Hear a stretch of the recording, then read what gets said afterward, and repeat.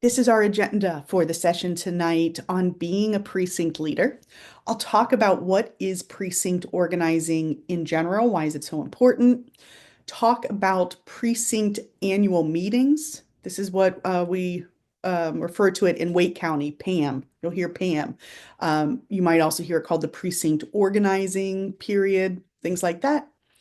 Then we'll talk about the specific roles and responsibilities for precinct leaders, and I'll share resources and let you know what support the state party provides to our precinct leaders. So, jumping into what is precinct organizing. And I am going to pause here real quick. If I'm saying precinct organizing and you have absolutely no idea what I mean, and you just are looking for a way to get involved, this is actually a good way to do it. And at the end of this session, I will share some other training resources to help you figure out where to get plugged in. But precinct organizing is a good place to start. In general, the way we think about politics and organizing for victory, we organize so that we can elect leaders who reflect the Democratic Party's values and our priorities. So we are working to build a party that can reach voters, mobilize them to action, and win elections. Together, all of us doing this work, it will take all of us and more. We will shift the balance of power in North Carolina. So I want to say thank you. Thank you for being here. Thank you for giving up an hour of your Thursday evening. Whether you are currently a precinct leader, you're considering it, or you're all in, thank you for being a part of this with us. And now I'm going to quiz you. What is a precinct? So this is the jargon term of the night.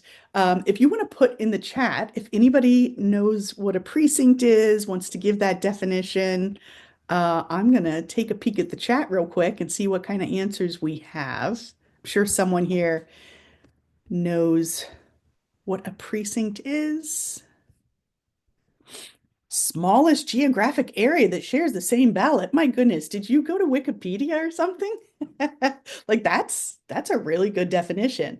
Yes, Denise, a geographic area where your polling place is, a geographic area created by the Board of Elections for setting up polling locations.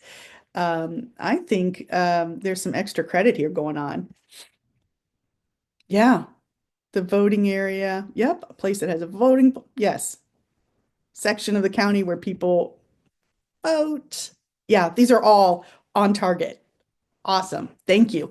So the precinct is the smallest unit of organizing and where everyone has the same people on their ballot, and it's going to be where your polling location is. So Mackenzie, if you would please share this link for the purposes of this session, and for being a precinct organizer, a precinct leader, you're going to want to know what is your actual precinct. So I want to share this resource here so that you can find your precinct if you don't know it. I'm precinct 0605. I didn't always know that. I had to learn it. So if you go to the North Carolina State Board of Elections, the website that Mackenzie dropped, you'll be able to go to a form, and where I have the circle one, this red number one, that is the first form you will see where you will put your first name, last name as it appears on your voter registration. That can be just a little bit of a snag. I go by Christy. I'm registered as Christina, so keep that in mind. And then you can put your year of birth and county, particularly if you have a common name. When you submit that form, you will see what I have here labeled as number 2. This will give you a list of people who have that name. And click on your name. When I put in mine, I'm the only one that comes up, but it will bring screen number 3, which will show you all of the districts or seats that you vote for. So the first one listed, and I have a red box around it, is your precinct. Depending on where you live, it might be a word, or like mine, it might be a string of numbers. So for example, in Dare County, it's it's like Duck Precinct and it's Nag's Head Precinct or whatever. Um, Wake is very big. I've got a string of numbers, but that is where you will find out what your precinct is. Okay, we had people who knew what a precinct is. What is a precinct leader? What do I mean when I talk about a precinct leader?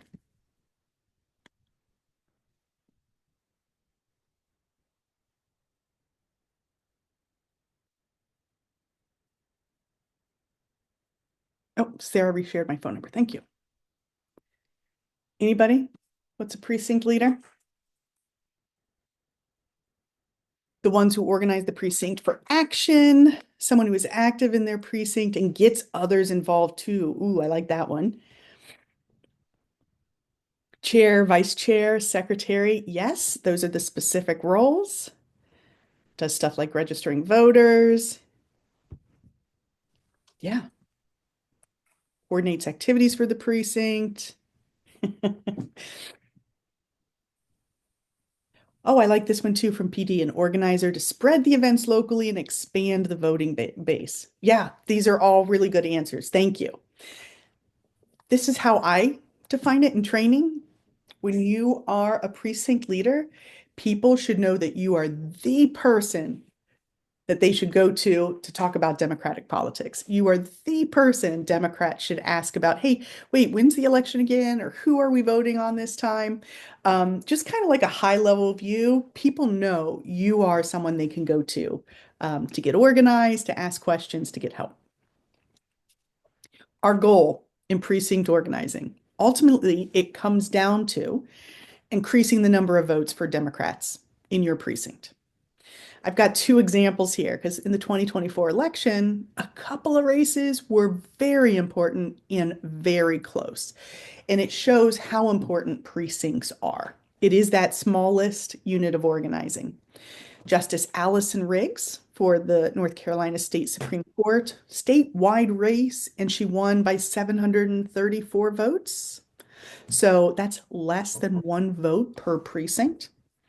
And then Representative Brian Cohn, he won his seat in Granville County to the General Assembly by 9 votes per precinct. And of course, we flipped control of, broke the supermajority, excuse me, of the General Assembly. And so you can see the impact. If you are turning out, if you are getting just a few more votes for Democrats in your precinct, you can absolutely impact who wins and loses and who has control at a statewide level. Your toolkit for achieving that goal. We're going to talk about this in more detail, but this is about building meaningful relationships, welcoming new voters and new volunteers into our community of Democrats. Particularly, I know that I'm in a blue area, although my town is a little purplish. But particularly for our friends who are in deep purple or deep red districts, sometimes it can feel like you're all alone, like you are the only Democrat. When we're organizing and we realize I'm not all alone, there are other Democrats here, that can be really powerful. We're also going to be training volunteers to register to vote, to knock on doors, to make phone calls, register new voters. That helps us expand the electorate. So there are more possible voters who can participate in our electoral process. We will be educating voters about issues, about candidates, and developing effective ways to share and communicate information. I'm going to talk next about the precinct annual meetings, the precinct organizing period. Before I get into that, I'm going to pause. And Sarah, Mackenzie, have you seen some questions in the chat we should bring up to the broader group? Okay. Any questions from the group?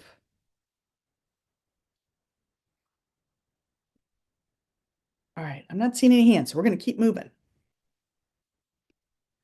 and talk about precinct annual meetings. Mackenzie, am I calling on you as you're about to sneeze? Would you talk a little bit about, from your perspective, how important precinct organizing is and why we do this work? Yeah, I'm happy to. So, part of my background, I started as a community organizer, and I also spent some time as the chair of my county party, which was a time to be alive, y'all. It is hard work. So thank you all again for being willing to serve your community in this way. I love all the responses about what precinct leaders do in the chat, how you organize and you want to be the person. And honestly, it's so important because, yes, it's our way to build grassroots power, right? And to build our bench locally, to elect Democrats first and foremost. But I think it's also a really great way for us to be able to get involved in our communities and take care of one another, love on one another, and feel like we're not so alone. Because when you're building relationships foundationally like that, then of course we're going to kick Tom Tillis out next year, right? Or your crappy city council person. Just a really good way to build connections in an intentional way and honestly make the most impact at home. I'm an all politics or local kind of girl, and that's just my philosophy. So that's just, a little bit about why helps me center myself, especially as we're kind of facing this barrage of national politics that is really disappointing and disheartening. So the best thing we can do is organize our own backyards in that way. Thank you, Mackenzie. I always recommend people organize in their own backyards. It's where we know people, where people view us as trusted sources, where it doesn't take a huge group of us to have a big impact. So, thank you, Mackenzie, for sharing that. So, the precinct annual meetings and precinct organizing, this is an important part for the party because it's kind of the start of how we build towards the next major election. So, we have municipal elections later this year, which are incredibly important. And 2016 is going to be 2 or 3 times as big as this year, too. So, we're kind of thinking in 2 year cycles, which is why the precinct organizing role is a 2 year term. And it's the basic building block of how we organize to win. Now, I'm going to share this so you get a sense of how many pieces and parts are in here and the millions of acronyms that we have. And I know this kind of looks like a hierarchy, and I don't mean it to look that way. I should change this graphic to a funnel or something. But what I want to show here is that there are a lot of precincts, 2,659 in North Carolina. All of those precincts, each precinct is part of one of our 100 county parties across the state, and we have 14 congressional districts in North Carolina. Of course, nationally, we've got the Democratic National Committee, the Democratic Senatorial Campaign Committee, the Democratic Congressional Campaign Committee, the Democratic Governors Association. And I think I got all those acronyms right. There are a lot of acronyms, but we're all part of the same ecosystem. And when this is working really well, information at the precinct level, at the ground level, at the grassroots level is funneling its way up to influence decisions. And ideally, we are getting information and resources down to help organize in our communities. I have another resource for you. If Mackenzie will drop it in the chat, please. If you don't yet know where or when your precinct meeting is, Mackenzie shared a resource where you can find it. So we are constantly updating this resource as we work with county parties and precinct leaders to help get these scheduled. So you will see not all 100 counties have information on here, but most of them do. So you can click on your county if it's highlighted in blue, and that will take you to a resource where you can see where and when your precinct meetings are. That's why it's helpful to know what your precinct is from the slide I shared earlier. And I will share this as well when I send the follow-up email tomorrow. So I've mentioned a couple of times that precinct organizing can look a little different county to county. Some of the counties do it in person, some do it virtually, some might do a hybrid. There's a 2 week period where they might be scheduled. So there are some differences. But fundamentally, we're trying to achieve the same basic things, no matter what your precinct meeting looks like. It's an opportunity for Democrats to get together with like-minded neighbors, whether it's people you only see every couple of years at your precinct meeting, or someone who is newly engaged in politics and feels like maybe they're the only Democrat in a sea of Republicans. Getting together and commiserating can be really powerful. We're working to inspire volunteers with our vision for the next 2 years and what we can accomplish now, what we can accomplish with municipal elections, and what we're looking forward to in 2026. And of course, each of the precinct annual meetings is electing precinct leaders. Talk more about that for the second half of this training. So those are kind of objectives of precinct organizing meetings. The specific tasks that need completed are listed here. So we do have party business to accomplish. First, each precinct to be called organized, to be considered organized, will need to meet quorum. So what that means is 5 people need to attend who are all registered as Democrats and who live in that precinct. That is how you achieve quorum. 3 precinct leaders are elected, and I saw some people put these titles in the chat earlier. We will elect precinct chair, vice chair, and secretary for each precinct. We will be electing county convention delegates and soliciting donations to help the party run. So the precinct organizing period is March 16th through the 30th. So those are the dates when your precinct meeting should be happening.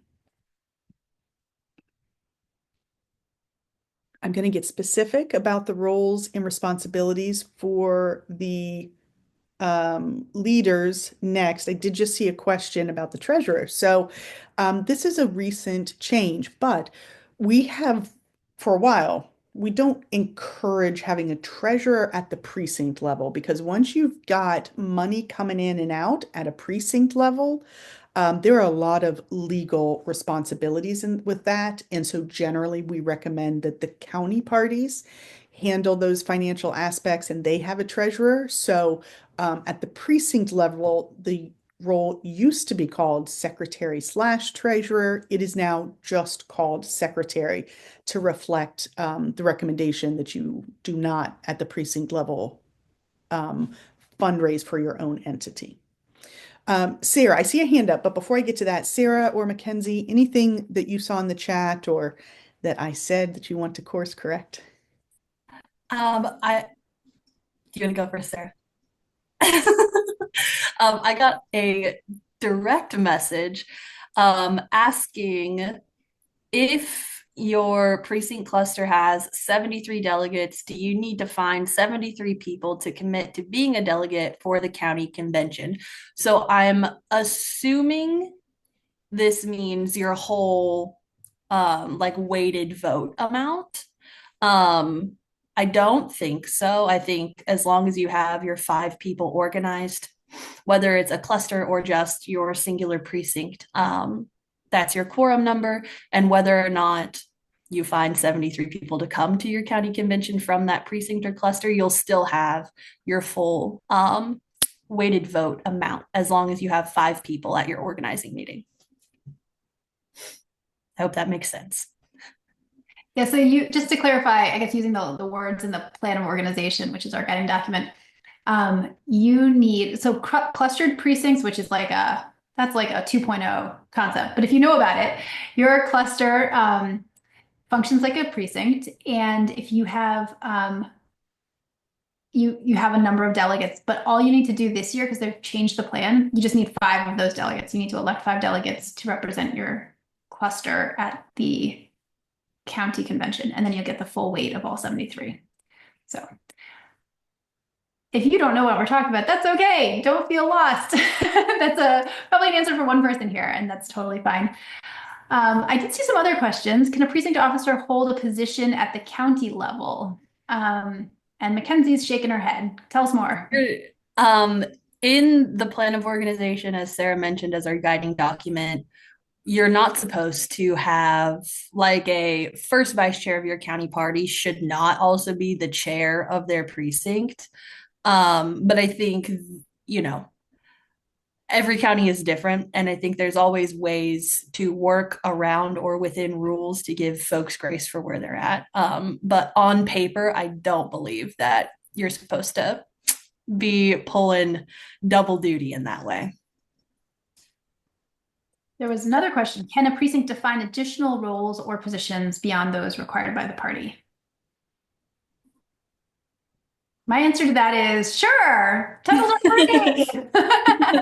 Yeah, I mean, like there wouldn't be an official recognition of them, but we are pretty. Our goal is more people in. So if giving people a title and giving people a role helps people feel like they have a home in the Democratic Party, go for it. I've seen engagement people. I've seen volunteer outreach people as the precinct leader. Some counties have area coordinators, which is like a sort of a layer above the precinct, but below the chair. So there's a lot of flexibility to make this your own. Mm-hmm.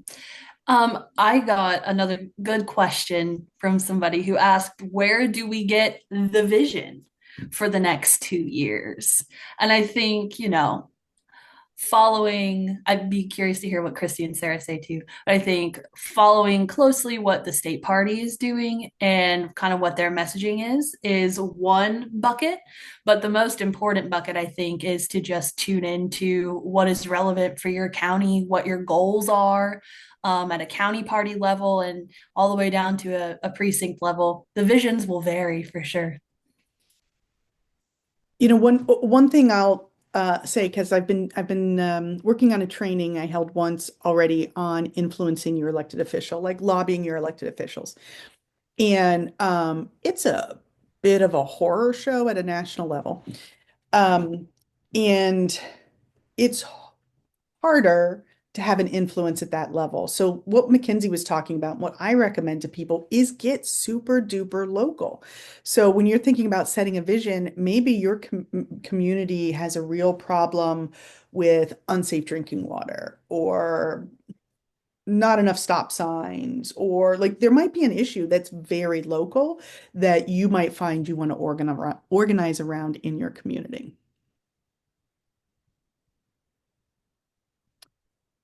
So there's more information about potential optional roles and stuff in an additional training that I'm going to do after precinct chairs are elected. So more to come on that here in a couple of slides. But let's talk about the roles and responsibilities as they exist.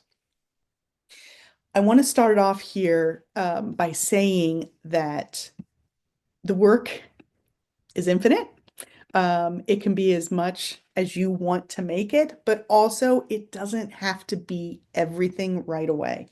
So I'm going to share information on some of the basic expectations for these roles. We've talked about different counties, different communities might do things a little differently. I am going to organize my precinct. I've lived here for about just over a year. It has not been organized in years. I'm starting at the ground level to build something. Maybe somebody has asked you to step up and be a precinct leader, and there are already a couple of people in the mix who have been doing this work, and you're going to incorporate into that program. So just know this might look a little different, but everything you're doing is helpful. Something is better than nothing. Don't let this information be overwhelming or make you think you have to do all of it all the time.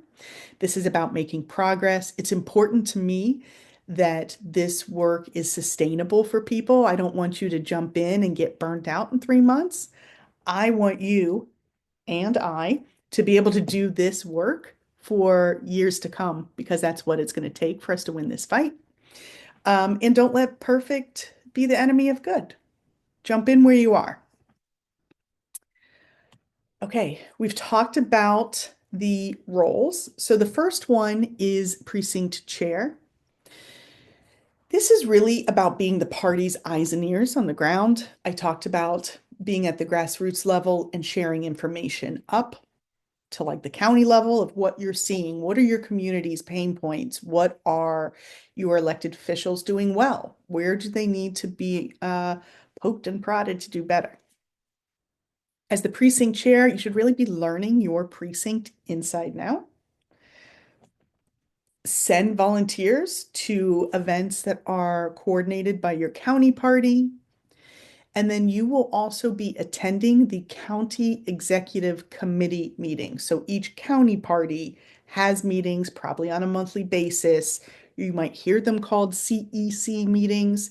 That's basically the precinct leaders and the county party leaders getting together to talk about what's going on. I'm going to have another quick quiz here. If you are a precinct leader, particularly the chair, what are some things you can do to get to know your precinct? If you want to type in the chat.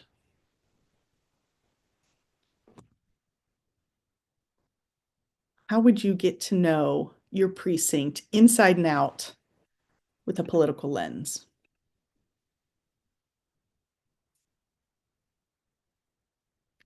Food, always food. Oh my goodness. Yes. Have a social event, meet people, lure them in with food, attend city council meetings. Socials, not just visit people where they live. So what I'm hearing is don't just canvass, but also meet other Democrats and activists. Brunch, door knocking, monthly get-togethers. Reach out to all newcomers and try to get to know them. I like that. I'm also looking for suggestions as a first-time precinct chair. Cheat sheet for election procedures. So a lot of the county parties pull stuff together when it gets close to election day on like, where's your polling location? Here are deadlines to register, things like that. Uh, Jack, I see your hand up. Yes, hi. So I live in Harborough, North Carolina. I'm the unofficial precinct chair for Owassa precinct. And the question that I've got is my precinct, it has a lot of transient citizens. And so one of the challenges that has apparently been for a number of years for Owassa is first getting it organized and keeping it organized. I've received a list of people that over the years have expressed interest in volunteering with Orange County Dems and who live in Owassa. And I sent out a blanket email where I BCC'd everybody's email so no one saw their information, and I got two responses, which I thought was pretty good out of a list of about 30. But just curious of any suggestions that you have for precincts like mine where there's just a lot of coming and going, you know. Yeah, so let me put just a little bit of pin in this and come back to it because I think actually I'll have some suggestions as we start talking about actions you can take. And it might also be something where you want to attend either the training or the organizing department office hours to have that kind of a one-on-one conversation. So let me keep talking about the roles and their definitions. And if I don't get back to answering your question with some suggestions, let me know because we do have some other trainings and activities to provide support for you. Okay, going back to how to get to know your precinct, there were a couple other things in the chat that I really wanted to mention. Lawrence, get a map of the precinct. Yes, get a list of the registered Democrats in the precinct. I see a lot of like attending meetings. I like service projects. Um, Robert's Rules, there's a resource for that. Um, Hold that thought for me, please, and we'll try to get something for you. So when you're trying to get to know your precinct, yes, on my list, I've got look at a map of what the precinct actually looks like. I've got my town precinct map on my whiteboard there. Drive the precinct boundaries. So you really get a sense of which neighborhoods are in your precinct and which are not. Learn the voter demographics, so the breakdown of Democrats, Republican, unaffiliated, ages, religions, education level, income level.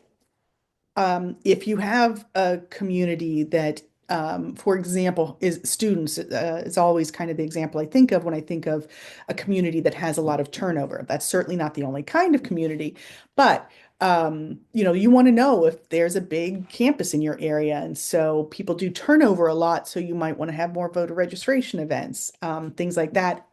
The other one I want to throw out that I don't think I saw in the chat, but I might have missed it, is know who your elected officials, your elected representatives are for that precinct. So it's more than our co-presidents in Washington, and it's more than Tom Tillis, and it's more than your state assembly, but who are your county commissioners? Who's on the school board? Is your city council by district, or is it at large? Who is your mayor? Know all of those people, have their contact information, build relationships with your local officials. All right, let's talk about the vice chair role. And I do want to back myself up just a little bit to say that how these roles are defined can also vary a little bit in your precinct and in your county. One thing that is both great about organizing in political spaces and sometimes a little frustrating is you have a lot of autonomy. So you might have a team of chair, vice chair, and secretary, and you might divide up the roles and responsibilities a little bit differently. And if it works for you, I'm happy. Generally, the vice chair, I think of as kind of the publicity officer for the precinct. So some suggestions here are around communicating and announcing political activities, talking about accomplishments with voters in your precinct, maybe writing letters to the editor, but really this person might have a precinct level newsletter or a social media page or something that you're doing to have two-way communication, ideally with activists and Democratic voters and swing voters in your area. And what you say to each of those audiences is probably different. Also, thrown in here, attending the county executive committee meetings. This gives you an opportunity to bubble up what you're hearing and then to hear from the county party who is hearing from the state party about that vision. What is the roadmap? What resources are available? And what do we think it will take to win? The third role is the secretary.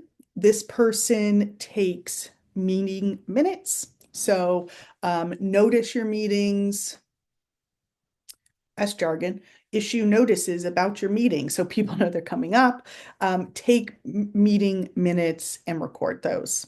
And again, attending the county executive committee meetings. So those are the roles and their basic responsibilities. Sarah and Mackenzie have mentioned the party plan of organization, which I didn't link to in here, but I do train on in the next session for precinct leaders. And that is our guiding document for how we operate as a party. It goes into more detail, kind of written in legalese. This is my interpretation of that document and what those roles are.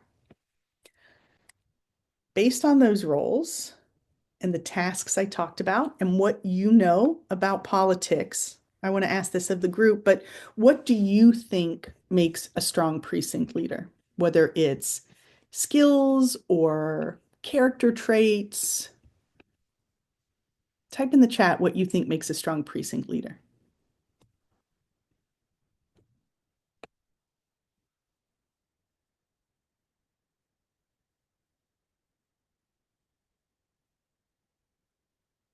Organized, personable, dedicated, good communicator, build relationships with a diverse range of people, decisive, creative, communication skills came up again.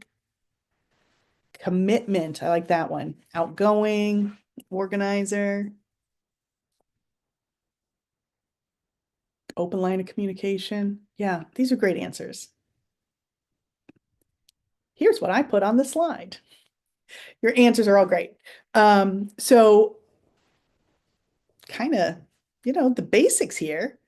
You're a Democrat who cares about electing good leaders, and you know people who live in your area. Those are really the starting point to launch to do this work. Let's get a little bit more specific, right? So I've got communicate here on this slide. Um, some of this is kind of basic here, but we're going to start at the ground and work our way up. The county party needs to know how to reach you. So we need a good phone number. The county party needs a good phone number, a good email address. A lot of the information that you need to learn to do this job and to share with the other leaders, to share with voters in your area, is going to be communicated with you via email. So you got to check your email. A lot of county parties organize on Facebook. So you might hear information there, but a lot of what you need to know will come to you via email. You need to participate. I see availability here. So yeah, similar. You got to have some time so that you can participate. I've mentioned the county party meetings. That comes up every month. Hopefully you can join. And of course, you need time to participate in election activities. The county party does meet regularly, and that's an opportunity to plan events, to engage with voters, and support our candidates. Think expansively. A couple of people have said things along the lines here: relate to all people, motivate them, approachable. This is about always trying to grow our base, grow our universe of activists and volunteers, grow our voter base. So you should think of this as a recruitment job in a way, finding folks who are going to join you, building relationships with your neighbors and thinking, are there a handful of people, 3 people, 5 people that you can get engaged this year who maybe haven't been engaged in the past? Oh, Chase, I've got a suggestion for you in a little bit to help with your social media. Okay, and then also learning. So you're here tonight for a training session. I have a lot of trainings going on this year, and a good chunk of them are to support our party leaders, precinct leaders, county party leaders. So there are trainings on voter registration, lobbying or influencing your elected officials, training on canvassing, training on technical tools, some of which you might have used or heard of, and maybe you haven't heard of them before, Vote Builder and Mobilize. I also mentioned that I have office hours. So I'm going to share a couple of resources for this here in just a couple of minutes.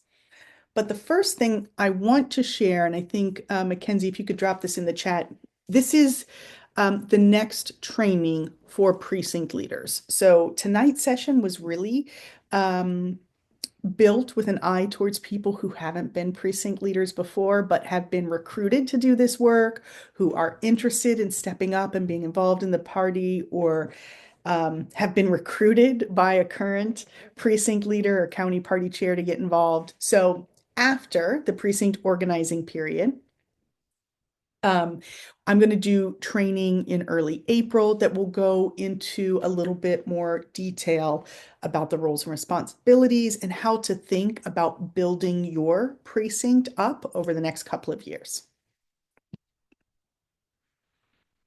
What's next?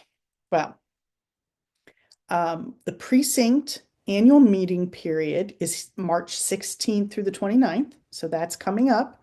And when I send the follow-up email tomorrow, if you don't yet know when your precinct meeting is, you can use the tool to find it. And then county conventions are in mid to late April. So every county will have a meeting to organize the county as well.